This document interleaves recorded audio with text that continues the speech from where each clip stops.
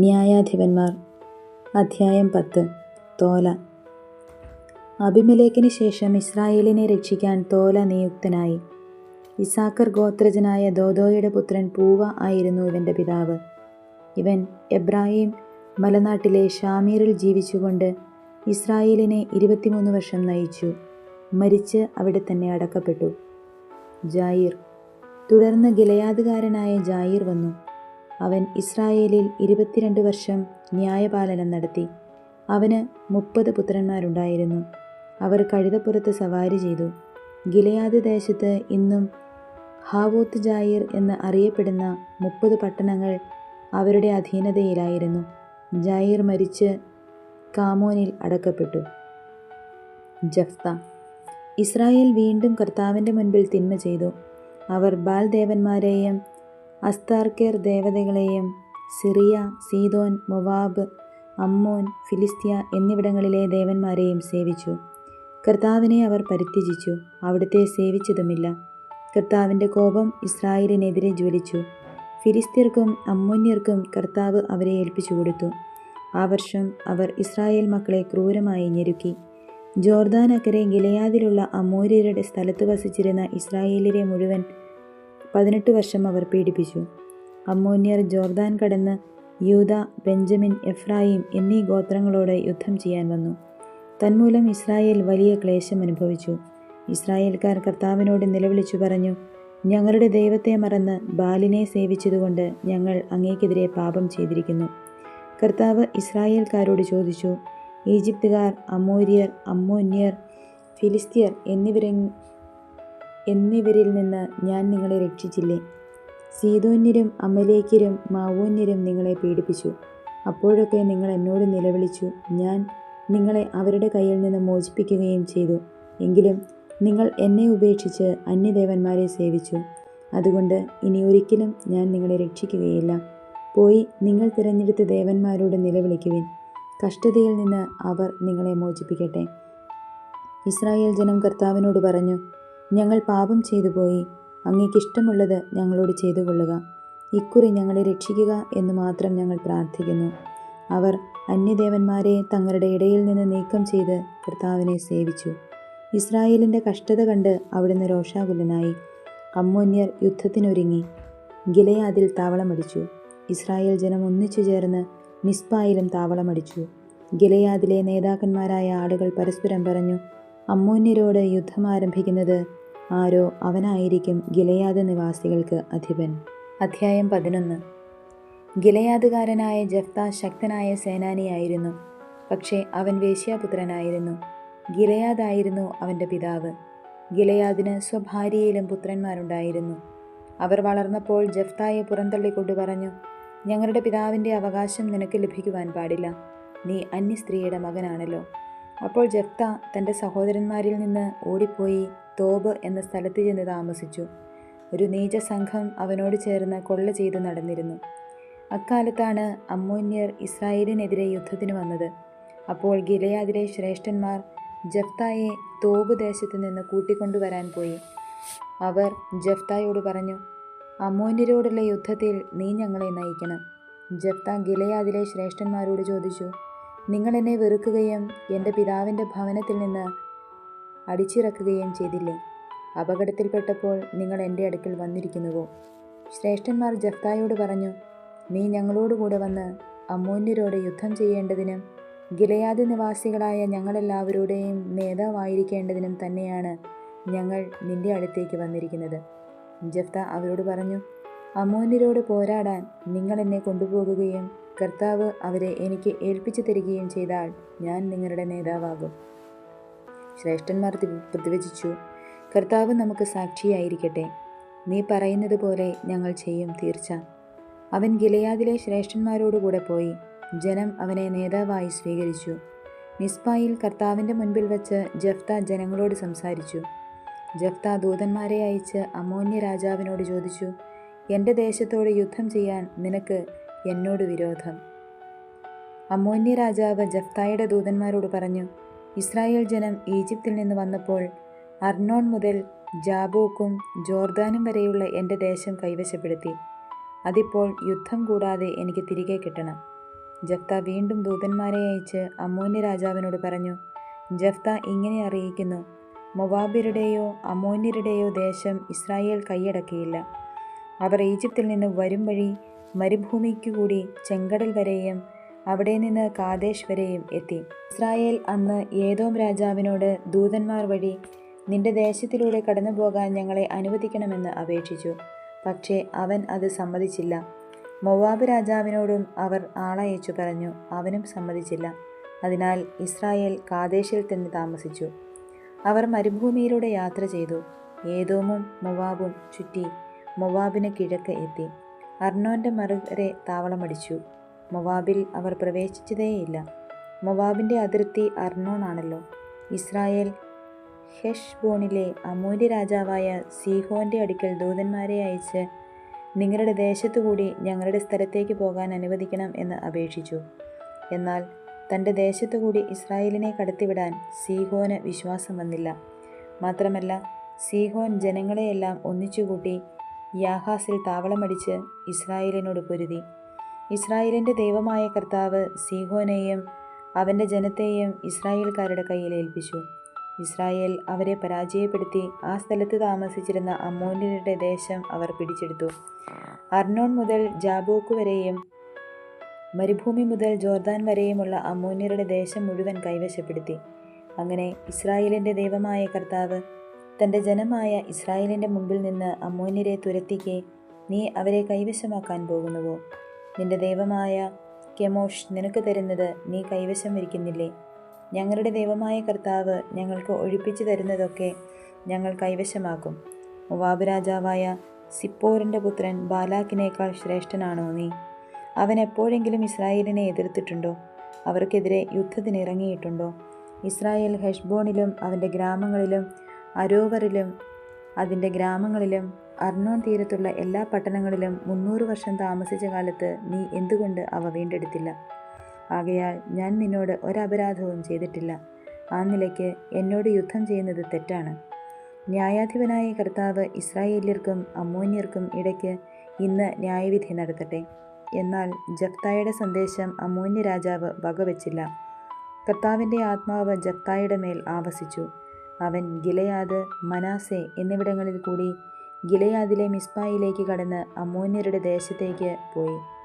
ജഫ്ത കർത്താവിനൊരു നേർച്ച നേർന്നു, അങ്ങ് അമ്മോന്യരെ എൻ്റെ കയ്യിൽ ഏൽപ്പിക്കുമെങ്കിൽ ഞാൻ അവരെ തോൽപ്പിച്ച് ജേതാവായി തിരികെ ചെല്ലുമ്പോൾ എന്നെ എതിരേൽക്കാൻ പടിവാതിൽക്കലേക്ക് ആദ്യം വരുന്നത് ആരായിരുന്നാലും അവൻ കർത്താവിൻ്റേതായിരിക്കും. ഞാനവനെ ദഹനബലിയായി അവിടത്തേക്ക് അർപ്പിക്കും. ജഫ്ത യുദ്ധം ചെയ്യാൻ അമ്മോന്യരുടെ അതിർത്തി കടന്നു. കർത്താവ് അവരെ അവൻ്റെ കയ്യിൽ ഏൽപ്പിച്ചു. അരോവർ മുതൽ മിന്നത്തിന് സമീപം വരെയും ആബേൽ കെരാമീം വരെയും 20 പട്ടണങ്ങളിൽ അവൻ അവരെ വകവരുത്തി. വലിയ കൂട്ടക്കൊല നടന്നു. അമ്മോന്യർ ഇസ്രായേലിന് കീഴടങ്ങി. ജഫ്ത മിസ്പായിലുള്ള തൻ്റെ വീട്ടിലേക്ക് വന്നു. അതാ അവൻ്റെ മകൾ തപ്പുകൊട്ടി നൃത്തം വച്ച് അവനെ എതിരേൽക്കാൻ വരുന്നു. അവൾ അവൻ്റെ ഏക സന്താനമായിരുന്നു. വേറെ മകനോ മകളോ അവനില്ലായിരുന്നു. അവളെ കണ്ടപ്പോൾ അവൻ വസ്ത്രം കീറിക്കൊണ്ട് പറഞ്ഞു, അയ്യോ മകളെ, നീ എന്നെ ദുഃഖത്തിലാഴ്ത്തിയല്ലോ. നീ എന്നെ വല്ലാതെ വിഷമത്തിലാക്കിയിരിക്കുന്നു. ഞാൻ കർത്താവിന് വാക്കുകൊടുത്തുപോയി. നേർച്ചയിൽ നിന്ന് പിന്മാറാൻ എനിക്ക് സാധിക്കുകയില്ല. അവൾ പറഞ്ഞു, പിതാവേ, അങ്ങ് കർത്താവിന് വാക്കുകൊടുത്തെങ്കിൽ അതനുസരിച്ച് എന്നോട് ചെയ്തു കൊള്ളുക. കർത്താവ് ശത്രുക്കളായ അമ്മോന്യരോട് പ്രതികാരം ചെയ്തല്ലോ. അവൾ തുടർന്നു, ഒരു കാര്യം എനിക്ക് ചെയ്തു തരണം. സഖിമാരോടൊത്ത് പർവ്വതങ്ങളിൽ പോയി എൻ്റെ കന്യാത്വത്തെ പ്രതി 2 മാസത്തേക്ക് വിലപിക്കാൻ എന്നെ അനുവദിക്കണം. പൊയ്ക്കൊള്ളുക എന്ന് പറഞ്ഞ് അവൻ 2 മാസത്തേക്ക് അവളെ അയച്ചു. അവൾ പർവ്വതങ്ങളിൽ സഖിമാരോടൊപ്പം താമസിച്ച് തൻ്റെ കന്യാത്വത്തെപ്പറ്റി വിലപിച്ചു. 2 മാസം കഴിഞ്ഞ് അവൾ പിതാവിൻ്റെ പക്കലേക്ക് തിരിച്ചു വന്നു. അവൻ നേർന്നിരുന്നതുപോലെ അവളോട് ചെയ്തു. അവൾ ഒരിക്കലും പുരുഷനെ അറിഞ്ഞിരുന്നില്ല. ഗിലെയാദുകാരനായ ജഫ്തായുടെ പുത്രികയെ ഓർത്ത് ഇസ്രായേൽ പുത്രിമാർ വർഷം തോറും 4 ദിവസം കരയാൻ പോകുക പതിവായി തീർന്നു. അധ്യായം 12. എഫ്രായിംകാർ യുദ്ധത്തിനൊരുങ്ങി. അവർ സഫോണിലേക്ക് ചെന്നു. ജഫ്തായോട് പറഞ്ഞു, അമ്മോന്യരോട് യുദ്ധം ചെയ്യാൻ നീ അതിർത്തി കടന്നപ്പോൾ നിന്നോടൊപ്പം വരാൻ ഞങ്ങളെ വിളിക്കാഞ്ഞതെന്തുകൊണ്ട്? നിന്നെയും നിന്റെ ഭവനത്തെയും ഞങ്ങൾ അഗ്നിക്കിരയാക്കും. ജഫ്ത അവരോട് പറഞ്ഞു, ഞാനും എൻ്റെ ജനവും അമ്മോന്യരുമായി വലിയ കലഹത്തിലായി. ഞാൻ നിങ്ങളെ വിളിച്ചപ്പോൾ അവരുടെ കൈകളിൽ നിന്ന് നിങ്ങൾ എന്നെ രക്ഷിച്ചില്ല. നിങ്ങൾ എന്നെ രക്ഷിക്കുകയില്ലെന്ന് കണ്ടപ്പോൾ ഞാൻ എൻ്റെ ജീവൻ കയ്യിലെടുത്ത് അമ്മോന്യർക്കെതിരെ ചെന്നു. കർത്താവ് അവരെ എൻ്റെ കയ്യിൽ ഏൽപ്പിക്കുകയും ചെയ്തു. എന്നിട്ടിപ്പോൾ നിങ്ങൾ എനിക്കെതിരെ യുദ്ധം ചെയ്യാൻ വരുന്നു. ജഫ്ത ഗിലെയാദുകാരെയെല്ലാം ഒന്നിച്ചുകൂട്ടി എഫ്രായിമിനോട് യുദ്ധം ചെയ്തു. ഗിലെയാദുകാർ എഫ്രൈമിൻ്റെയും മനാസയുടെയും ഇടയിൽ വെറും അഭയാർത്ഥികളാണെന്ന് എഫ്രായിംകാർ പറഞ്ഞതുകൊണ്ട് ഗിലെയാദുകാർ അവരെ തകർത്ത് കളഞ്ഞു. എഫ്രായിംകാരോടൊത്ത് ഗിലെയാദുകാർ ജോർദാൻ്റെ കടവുകൾ പിടിച്ചെടുത്തു. എഫ്രായിമിൽ നിന്ന് ഒരു അഭയാർത്ഥി എപ്പോഴെങ്കിലും ഓടിപ്പോകുമ്പോൾ അക്കരയ്ക്ക് പോയിക്കൊള്ളട്ടെ എന്ന് ചോദിച്ചാൽ, നീ ഒരു എഫ്രായിംകാരനോ എന്ന് ഗിലെയാദുകാർ ചോദിക്കും. അല്ല എന്ന് അവൻ പറഞ്ഞാൽ അവനോട് ഷിബ്ബോലത്ത് എന്ന് ഉച്ചരിക്കാൻ പറയും. ശരിയായി ഉച്ചരിക്കാതെ സിബ്ബോലത്ത് എന്ന് പറഞ്ഞാൽ അവർ അവനെ പിടിച്ച് ജോർദാൻ്റെ കടവുകളിൽ വെച്ച് കൊല്ലും. 42,000 എഫ്രൈംകാർ അന്നാടുകളിൽ വധിക്കപ്പെട്ടു. ജഫ്ത ഇസ്രായേലിൽ 6 വർഷം ന്യായപാലനം നടത്തി. ഗിലെയാദുകാരനായ ജഫ്ത മരിച്ചു. സ്വന്തം പട്ടണമായ ഗിലെയാദിൽ അടക്കപ്പെട്ടു. ഇബ്സാൻ. അവന് ശേഷം ബേത്ലഹേംകാരനായ ഇബ്സാൻ ഇസ്രായേലിൽ ന്യായപാലനം നടത്തി. അവന് 30 പുത്രന്മാരും സ്വന്തം കുലത്തിന് വെളിയിൽ വിവാഹം കഴിച്ചു കൊടുത്തിരുന്ന 30 പുത്രിമാരും തൻ്റെ പുത്രന്മാർക്കു വേണ്ടി കുലത്തിന് വെളിയിൽ നിന്ന് സ്വീകരിച്ച 30 പുത്രിമാരുമുണ്ടായിരുന്നു. അവൻ 7 വർഷം ഇസ്രായേലിൽ ന്യായപാലനം നടത്തി. ഇബ്സാൻ മരിച്ചു, ബേത്ലഹേമിൽ അടക്കപ്പെട്ടു. ഏലോൻ. അവന് ശേഷം സെബുലൂൻകാരനായ ഏലോൻ ഇസ്രായേലിൽ 10 വർഷം ന്യായപാലനം നടത്തി. ഏലോൻ മരിച്ചു, സെബുലൂൻ ദേശത്ത് അയ്യാലോണിൽ അവനെ സംസ്കരിച്ചു. അബ്ദോൻ. പിന്നീട് പിറഥോന്യനായ ഹില്ലേലിൻ്റെ മകൻ അബ്ദോൻ ഇസ്രായേലിൽ ന്യായാധിപനായി. അവന് 40 പുത്രന്മാരും 30 പൗത്രന്മാരുമുണ്ടായിരുന്നു. അവർക്ക് സഞ്ചരിക്കാൻ 70 കഴുതകളുമുണ്ടായിരുന്നു. അവൻ ഇസ്രായേലിൽ 8 വർഷം ന്യായപാലനം നടത്തി. പിറഥോന്യനായ ഹില്ലേലിൻ്റെ പുത്രൻ അബ്ദോൻ മരിച്ചു. അമലേക്യരുടെ മലനാട്ടിൽ എഫ്രായിം ദേശത്തെ പിറഥോനിൽ സംസ്കരിക്കപ്പെട്ടു. അധ്യായം 13. സാംസന്റെ ജനനം. ഇസ്രായേൽ ജനം വീണ്ടും കർത്താവിൻ്റെ മുൻപിൽ തിന്മ ചെയ്തു. അവിടുന്ന് അവരെ 40 വർഷത്തേക്ക് ഫിലിസ്ത്യരുടെ കൈകളിൽ ഏൽപ്പിച്ചു. സോറായിൽ ദാൻ ഗോത്രക്കാരനായ മനോവ എന്നൊരാളുണ്ടായിരുന്നു. അവൻ്റെ ഭാര്യ വന്ധ്യയായിരുന്നു. അവർക്ക് മക്കളില്ലായിരുന്നു. കർത്താവിൻ്റെ ദൂതൻ അവൾക്ക് പ്രത്യക്ഷപ്പെട്ട് പറഞ്ഞു, നീ വന്ധ്യയാണ്, നിനക്ക് മക്കളില്ല. നീ ഗർഭം ധരിച്ചൊരു പുത്രനെ പ്രസവിക്കും. അതുകൊണ്ട് നീ സൂക്ഷിക്കണം.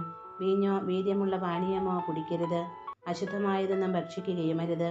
നീ ഗർഭം ധരിച്ചൊരു പുത്രനെ പ്രസവിക്കും. അവൻ്റെ തലയിൽ ക്ഷൗരക്കത്തി തൊടരുത്. അവൻ ജനനം മുതൽ ദൈവത്തിന് നാസീർ വ്രതക്കാരനായിരിക്കും. അവൻ ഫിലിസ്ത്യരുടെ കയ്യിൽ നിന്ന് ഇസ്രായേലിനെ വിടുവിക്കാൻ ആരംഭിക്കും. അവൾ ഭർത്താവിനോട് പറഞ്ഞു, ഒരു ദേവപുരുഷൻ എൻ്റെ അടുത്ത് വന്നു. അവൻ്റെ മുഖം ദൈവദൂതൻ്റേതുപോലെ പേടിപ്പെടുത്തുന്നതാണ്.